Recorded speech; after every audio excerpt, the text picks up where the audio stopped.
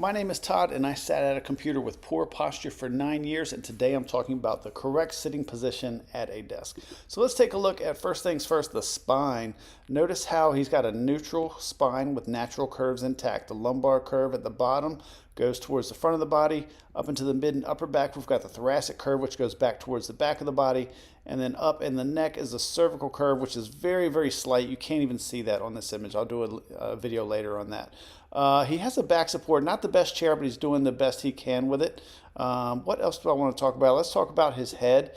Notice how the front of his face is slightly behind his torso. It doesn't necessarily, I don't have to have my face behind my torso, but I don't want it to be way ahead of my torso. For example, his nose is pretty much lined up with the front of his torso. I don't want my ears to be lined up with the front of my torso. That would be known as forward head posture, and that's not a good thing. As far as eye level, you can't see his monitor, so I'm going to go ahead and draw one here. What we're going to do is we're going to put the top of his monitor screen even with his eye level. So that goes there, and then the bottom of his eye level is at a 45-degree angle, which is going to meet the bottom of his monitor screen. What I want to talk about next is his elbow position, which is good. It's slightly above his hands, which are using a keyboard and mouse.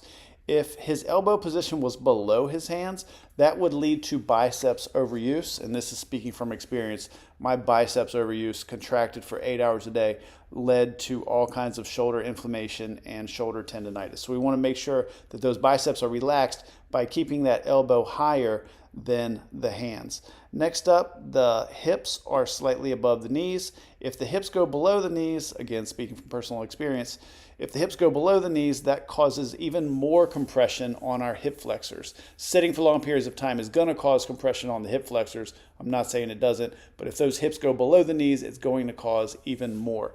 And finally, last but not least, foot position here is good. His ankles are slightly ahead of his knees. What we don't want to do is pull those ankles behind the knee, because that would cause hamstring overuse, which would lead to excessive muscle tension all throughout the legs, knee dysfunction, ankle dysfunction. Again, speaking from experience, this is not medical advice.